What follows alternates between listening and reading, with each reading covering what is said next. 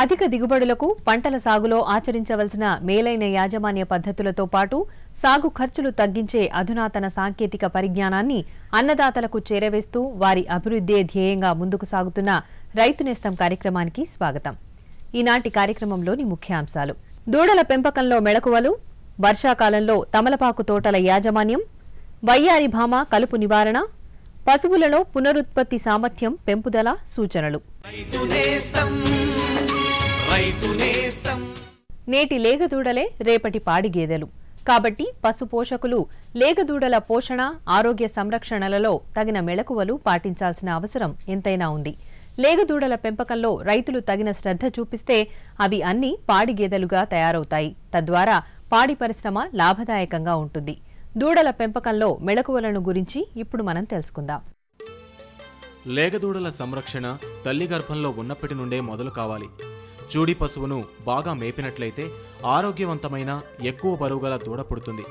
దూడ పుట్టిన వెంటనే ముక్కులో ఉన్న జిగురు పదార్థాన్ని తుడిచివేయాలి. బొడ్డును శరీరానికి 2 అంగుళాల కింద దారం కట్టి దాని కింద కత్తిరించి టించర్ అద్దాలి. ఇలా చేయటం వల్ల చీము పట్టదు. పుట్టిన అరగంటలోపు దూడకు జున్నుపాలు తాగించాలి. జున్నుపాలలోని వ్యాధి నిరోధక యాంటీబాడీలు దూడలను వివిధ వ్యాధుల బారి నుండి కాపాడతాయి. దూడల పోషణకు 4,000 ఖర్చయితే మనకు 30,000 విలువైన పాడి పశువు తయారవుతుంది. దూడలను 2 నెలల వరకు విడివిడిగా చదునైన నేల మీద పొడిగడ్డి పరిచి పెంచాలి. 7వ రోజు తర్వాత ప్రతి 20 రోజులకొకసారి ఏలికపాముల మందును తాగించాలి. దూడలకు పిరుదులు, పేలు, గోమార్లు ఆశించకుండా నెలకొకసారి ఎక్టోడిక్స్ ద్రావణం 3 మిల్లీలీటర్లు లీటరు నీటికి చొప్పున కలిపి దూడలపై పిచికారీ చేయాలి. 3 నెలల వరకు దూడ శరీర బరువులో 10% పాలు తప్పనిసరిగా ఇవ్వాలి. 15 రోజుల వయసు నుండి బలవర్ధకమైన, సులభంగా జీర్ణమయ్యే దూడల దాణాను తినిపించాలి. 15 రోజుల వయసు నుండి ఎండబెట్టిన కాయజాతి పశుగ్రాసాలైన అలసంద, లూసాన్, పిల్లిపెసర ఇవ్వాలి. దూడలకు 4వ నెలలో గొంతువాపు, జబ్బువాపు వ్యాధి నిరోధక టీకాలు, 6వ నెలలో గాలికుంటు వ్యాధి నిరోధక టీకాలు ఇప్పించాలి. ఈ విధంగా పశు పోషకులు లేగదూడల పెంపకంలో తగిన శ్రద్ధ చూపిస్తే అవి తక్కువ ఖర్చుతో పాడి పశువులుగా తయారవుతాయి. తద్వారా పాడి పరిశ్రమ లాభదాయకంగా ఉంటుంది.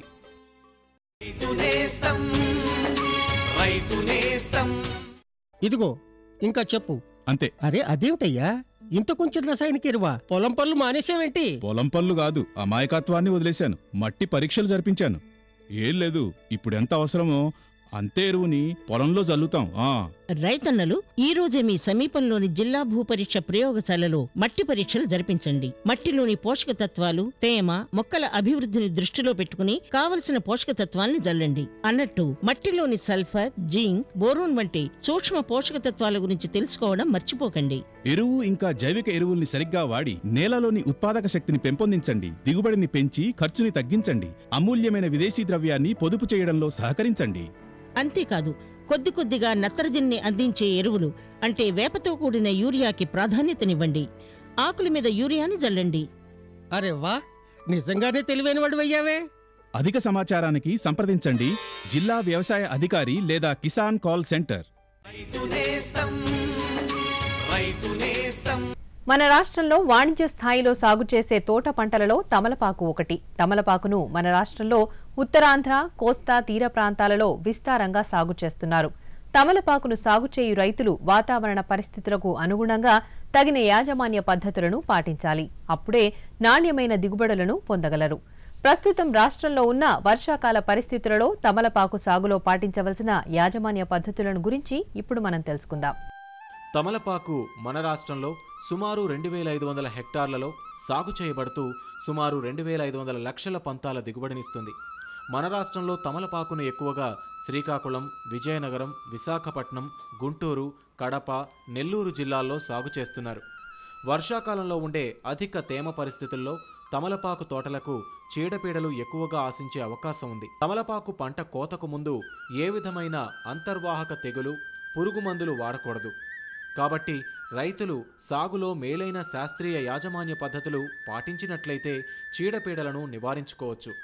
ఎండు తెగులు లక్షణాలు కనిపించిన ఆకులను, తీగలను తీసివేసి నాశనం చేసి 0.5% బోర్డో మిశ్రమాన్ని 15 రోజులకొకసారి పిచికారీ చేసుకోవాలి.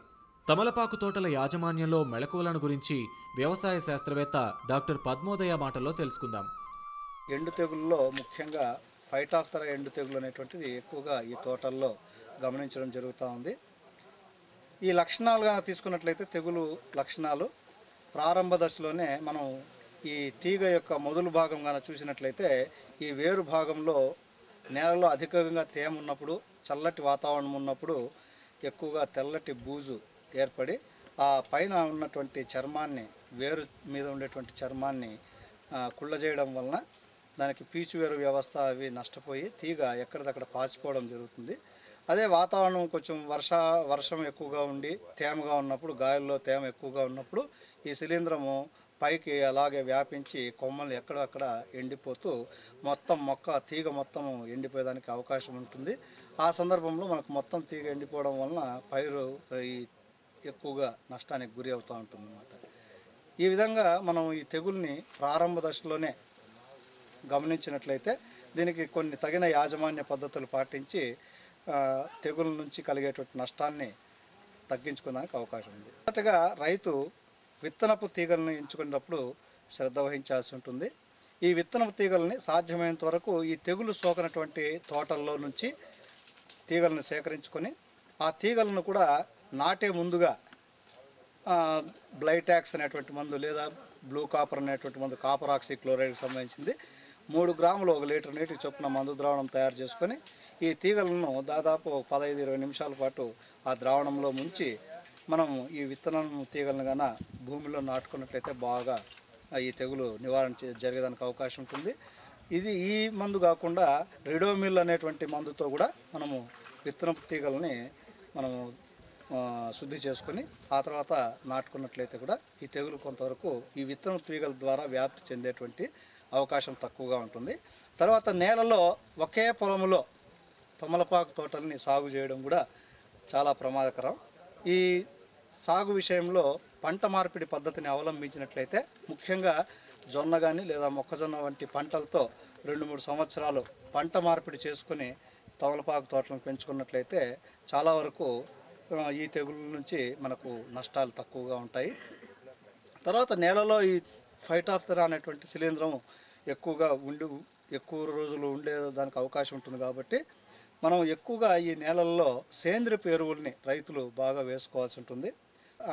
సేంద్రియ ఎరువుతో పాటుగా నేలలో ట్రైకోడర్మా విరిడి అనేటువంటిది కూడా మనము ఒక 2 కిలోలు 100 కిలోల పశువుల ఎరువుతో బాగా కలిపి అది పొలమంతా సమంగా వెదజల్లబడే విధంగా మనం భూమిలో వేసుకున్నట్లయితే తరువాత మనం వేసినటువంటి ఈ సేంద్రియ ఎరువు మీద ఈ శిలీంధ్రం బాగా వృద్ధి చెంది భూమిలో ఉండేటువంటి ఈ ఫైటాఫ్థరా అనేటువంటి శిలీంధ్రాన్ని చాలా మటుకు అదుపులో ఉంచడానికి అవకాశం ఉంటుంది. ఈ ట్రైకోడర్మా విరిడి కేవలం ఫైటాఫ్థరానే కాకుండా ఇతర శిలీంధ్రాలు, భూమిలో ఉండేటువంటి శిలీంధ్రాలు, ముఖ్యంగా తమలపాకును ఆశించేటువంటి స్క్లిరోషియం అనేటువంటిది కానీ తర్వాత ఫ్యుజేరియం అనేటువంటి ఈ శిలీంధ్రాలను కూడా చాలా మటుకు అదుపులో ఉంచడానికి అవకాశం ఉంటుంది. ఈ బోర్డో మిశ్రమం అనేటువంటిది కూడా రైతాంగం తయారు చేసుకొని వాడుకున్నట్లయితే ఈ ఎండు తెగుల నుంచి కొంచెం ఉపశమనం పొందడానికి అవకాశం ఉంటుంది. ముఖ్యంగా 0.5% బోర్డో మిశ్రమం నుంచి 1% బోర్డో మిశ్రమం వరకు మనము ఈ నేల తడిపేదానికి వాడుకోవచ్చు. ఈ విధంగా ఈ ద్రావణాన్ని మనం వాతావరణం దృష్టిలో పెట్టుకొని ఎక్కువగా ఈ వర్షాకాలము అటువంటి సమయాల్లో నెలకు ఒకసారి చొప్పున 2-3 దఫాలుగా ఈ తమలపాకు తోటల్లో గాన నేల తీగలు మొదల దగ్గర కానీ తడుపుకుంటూ పోయినట్లయితే మనకు ఈ తెగులు సాధ్యమైనంత వరకు అదుపులో ఉండడానికి అవకాశం ఉంటుంది. ఇంకొన్ని సందర్భాల్లో కొంచెం వ్యాధి ప్రాథమిక దశలో కనుక గమనించినట్లయితే రిడోమిల్ ఎంజెడ్ అనేటువంటి మందు కూడా మనకు మార్కెట్లో అందుబాటులో ఉంటుంది. మెటలాక్సిల్ అనేటువంటి మందు మ్యాంకోజెబ్ కాంబినేషన్లో కూడా దొరుకుతుంది. ఈ మందుని 2 గ్రాములు 1 లీటర్ నీటికి చొప్పున కలిపి అది కూడా మనం నేలకు తడిపినట్లయితే మనకు ఈ తెగులు కొంచెం ప్రారంభ దశలోనే అదుపులో ఉంచేదానికి అవకాశం ఉంటుంది.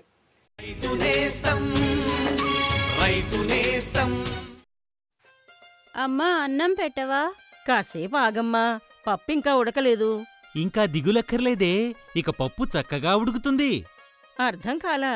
ఇప్పుడు ఎన్ఎఫ్ఎస్ఎం కింద పప్పు దినుసుల దిగుబడి పెంచే పద్ధతులను తెలిపే 1000 ప్రాంతాలను ఎంపిక చేశారు. అందులో మన ప్రాంతం కూడా ఉంది. దానివల్ల మనకేంటి లాభం? మన 5 ఎకరాల పొలం కోసం ఎరువు, కీటకనాశనులే కాకుండా మంచి విత్తనాల కిట్ కూడా ఇస్తారు. ఈ పప్పు దినుసులంతా మనమేం చేస్తాం? చెప్తా విను. ప్రభుత్వం పప్పు దినుసుల కనిష్ట మద్దతు ధరను బాగా పెంచింది. ఇంకా వాటి కొనుగోలుకు కూడా అన్ని ఏర్పాట్లు చేసింది. దానివల్ల ఆదాయం పెరుగుతుంది. మన పాప మంచి స్కూల్లో చేరి వ్యవసాయ శాస్త్రవేత్త అవుతుంది.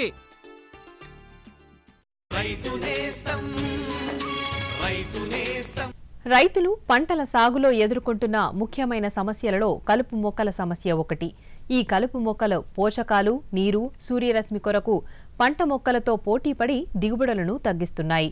ముఖ్యంగా వయ్యారి భామ వంటి మొండి జాతి కలుపు మొక్కలు పంటల సాగుకు ప్రధాన సమస్యగా మారాయి. ఈ మొండి జాతి కలుపు మొక్కల నిర్మూలనకు రైతులు సమగ్ర కలుపు నివారణ చర్యలు చేపట్టాలి. వయ్యారి భామ కలుపు నివారణ చర్యలను గురించి ఇప్పుడు మనం తెలుసుకుందాం. వయ్యారి భామ అనే కలుపు మొక్క వివిధ పంటలలో జీవిస్తూ ప్రధాన పంటల యొక్క ఉత్పత్తిని, దిగుబడిని, నాణ్యతలను తగ్గిస్తుంటుంది. దీని యొక్క పుప్పొడి తీవ్రత అధికం కావటం వల్ల పలు పంటలలోకి ప్రయాణిస్తూ అన్ని రకాల పంట మొక్కలలో కలుపు మొక్కగా ఉంటుంది. చాలా పంటలని ఆశ్రయించే కీటకాలకు అతిధేయిగా పనిచేస్తాయి. రైతు పంట పొలాల్లో వీటి తీవ్రతను గుర్తించి సరైన కలుపు మందు వాడాలి, లేక సమూహంగా నిర్మూలనా చర్యలను చేపట్టాలి. ప్రథమంగా కలుపు తీయటం, అంతర కృషి మరియు రసాయనిక మందులను వాడటం వల్ల కొంతవరకు వీటి యొక్క తీవ్రతను తగ్గించవచ్చు. వీటిని పీకేసిన తర్వాత కాల్చివేయటం తప్పనిసరిగా చేయాలి, లేకపోతే దాని యొక్క పూల వల్ల మరలా దాని సంతతి అధికమవుతుంది. ఇది చాలా ప్రాబ్లమెటిక్ వీడు. ఇది 1950వ దశకంలో మన దేశంలోనికి గోధుమను దిగుమతి చేసుకున్నప్పుడు వచ్చి ఇప్పుడు ప్రతి చోట పంట పొలాల్లో, వేస్ట్ ల్యాండ్స్లో, అదేవిధంగా రోడ్డు పక్కల, రైల్వే ట్రాక్ పక్కల ప్రతి చోట మనకు ఇది విపరీతంగా వ్యాప్తి చెందింది. ఇలా ఇది వ్యాప్తి చెందడానికి కొన్ని కారణాలు ఉన్నాయి. ఏంటంటే దీని యొక్క విత్తన ఉత్పత్తి చాలా అధికంగా ఉంటుంది. ప్రతి మొక్క 10 నుంచి 40 వేల వరకు విత్తనాలని ఇది ప్రొడ్యూస్ చేస్తాయి. విత్తనాల్ని తయారు చేసేసి ఈ విధంగా విత్తనాలు కూడా ఒక చోటు నుంచి ఇంకో చోటికి బాగా వ్యాప్తి చెందిపోయి ప్రతి చోట ఈ కలుపు మొక్కను మనం ఇప్పుడు చూస్తున్నాం. దీనికి కొన్ని కారణాలు ఉన్నాయి. ఈ విత్తనోత్పత్తే కాకుండా వీటి యొక్క వేర్ల నుండి కొన్ని రసాయనాలు వదిలి ఈ రసాయనాల ద్వారా వేరే మొక్కలు ఏవైతే ఉంటాయో వాటిని అభివృద్ధి చెందకుండా ఈ పార్థీనియం మొక్క రానియకుండా ఇదొక్కటే పెరిగిపోయి ఈ విధంగా ప్రతి చోట మనకు ఈ పార్థీనియం మొక్క కనిపిస్తుంది. ఇది ఏకవార్షిక మొక్క కాబట్టి ఇది విత్తనము నుండే ఇది అభివృద్ధి చెందుతుంది. కాబట్టి ఈ ఏకవార్షిక మొక్కల్లో మనం ఏదైనా సరే ఆ యొక్క కలుపు పూతకు రాకముందు మనం దాన్ని తీసేసినట్లయితే తద్వారా దాన్ని మనం ఒక పద్ధతి ద్వారా మనం నివారించుకోవచ్చు. జీవ నియంత్రణ పద్ధతి అనేది ఒకటి ఉంది. అయితే దీంట్లో ఈ జైగోగ్రామా బైకలరేటా అనేటువంటి పెంకు పురుగు ఉంటుంది. ఈ పెంకు పురుగు ఈ యొక్క పార్థీనియం మొక్కను విపరీతంగా తిని ఓన్లీ వీనెలు మాత్రమే మొక్క మీద మిగులుస్తుంది. అయితే దీంట్లో ఒక ముఖ్యమైన విషయం ఏంటంటే ఇది జూన్ నుండి అక్టోబర్ మాసం వరకే ఈ యొక్క పెంకు పురుగు ఉధృతి ఉండి దాని తర్వాత మళ్ళీ అది కోశస్థ దశకి వెళ్ళిపోయి మళ్ళీ వర్షాలు పడిన తర్వాతనే వస్తుంది. కాబట్టి ఎప్పుడైతే మనకు ఈ వయ్యారి భామ ఉన్న చోట ఇటువంటి పెంకు పురుగులు కనిపించినట్లయితే మనం ఎటువంటి రసాయన మందులు కానీ లేకపోతే తీసివేయడం కానీ చేయకుండా ఈ పెంకు పురుగులను అభివృద్ధి చెందినట్లు చేసినట్లయితే ఈ పార్థీనియం అంతా తినేసి మనకు జీవ నియంత్రణ ద్వారా మనం దీన్ని నివారించుకోవచ్చు. 1 లీటర్ నీటికి 2 గ్రాముల 2,4-D మందును 2,4-D సోడియం సాల్ట్ ఫెర్నాక్సోన్ అంటారు. దీన్ని మనం కలిపి పిచికారీ చేసుకున్నట్లయితే ఈ ధాన్యపు పంటల్లో ఈ వయ్యారి భామను మనము నివారించుకోవచ్చు. అదేవిధంగా కొన్ని పప్పు జాతి లేదా ఈ ఆయిల్ సీడ్స్ అంటే నూనె గింజ పంటల్లో అయితే ఈ కలుపు నివారించడానికి పెండి మిథాలినటువంటి మందును మనము 4 నుండి 5 మిల్లీలీటర్లు 1 లీటర్ నీటిలో కలిపి పంట విత్తిన తర్వాత పంట మొలవక ముందు మరియు కలుపు మొలవక ముందు మనం పిచికారీ చేసుకున్నట్లయితే ఈ యొక్క వయ్యారి భామను మనము నివారించుకోవచ్చు. ఈ విధంగా ప్రస్తుతం సాగులో ఉన్న పలు పంటల్లో ఆశిస్తున్న ఈ వయ్యారి భామ అనే కలుపు మొక్కలను నివారణ చేసినట్లయితే పంట దిగుబడులను అధికం చేసుకోవచ్చు. అరే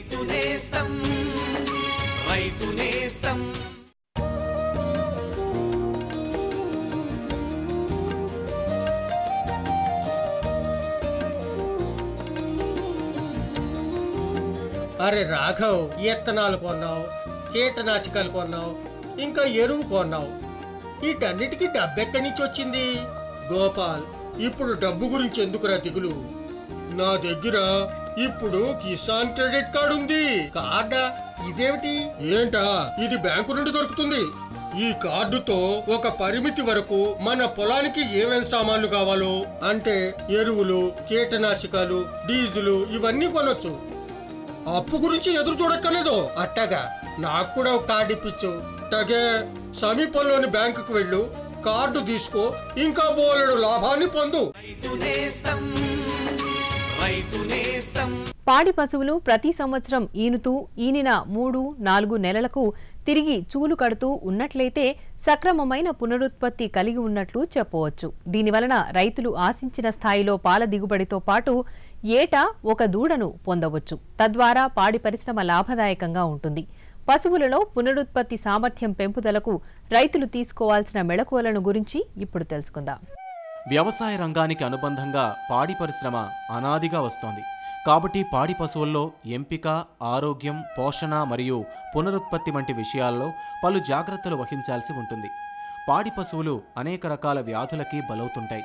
కొన్నిసార్లు వ్యాధులు కాకున్నా పాడి పశువుల యొక్క అనారోగ్యం, ఉనికి కూడా ప్రమాదానికి దారితీస్తాయి. పాడి పశువులు తన జీవితకాలంలో ఎక్కువ పాలను మరియు దూడలను ఇవ్వాలంటే వాటిని త్వరగా యుక్త వయసుకు తెచ్చి చూలు కట్టించి 10 సంవత్సరాల కాలంలో కనీసం 6 నుండి 7 ఈతలు ఈనేటట్లు చేయాలి. పాడి పశువులు ఎదకు వచ్చినప్పుడు కొన్ని అరవటం చేస్తాయి, మరికొన్ని అరవవు. వీటిని మూగ ఎద అంటారు. దీన్ని గుర్తించుట కష్టం. ఈ సమయంలోనే ఆబోతు ద్వారా ఎక్కించాలి లేదా కృత్రిమంగా గర్భధారణ వచ్చేలా చేయాలి. పాడి పశువుల్లో పునరుత్పత్తిలో తీసుకునే జాగ్రత్తలను మరియు సూచనలను గురించి బహుళార్ధక పశువైద్య క్లినిక్లో సంగారెడ్డిలో సంయుక్త సంచాలకులైన డాక్టర్ NCH నరసింహులు గారి మాటల్లో తెలుసుకుందాం. పాడి పరిశ్రమలో పునరుత్పత్తి సామర్థ్యం అనేది చాలా ముఖ్యమైనది. ఈ సామర్థ్యాన్ని పెంచుకోగలిగితే మంచి లాభాలు సాధించవచ్చు. పునరుత్పత్తి సామర్థ్యము అంటే ఆవు లేదా గేదె, సంకరజాతి ఆవు అయితే మొట్టమొదట 18 నెలల లోపలే అది మొట్టమొదట ఎదకు రావటం, గేదె అయితే 24 మాసంలో లేదా 30 మాసం లోపల మొట్టమొదట ఎదకు రావటం, మొట్టమొదటి ఈత సంకరజాతి ఆవు మొట్టమొదటి ఈత 30 నెలల లోపలే మొట్టమొదటి ఈత ఇవ్వటము, అదేవిధంగా ఎద నిలబడము, తదుపరి ఈతకు మధ్యకాలము కేవలం 12 నుండి 13 మాసాలే ఉండటము. ఈ పారామీటర్స్తో ఈ ప్రమాణాలు పాటించినట్లయితే పశువు ఈ పునరుత్పత్తి సామర్థ్యము బాగుంటుంది. పునరుత్పత్తి సామర్థ్యం అనగా ఆవు లేదా గేదె సకాలంలో ఎదకు వచ్చి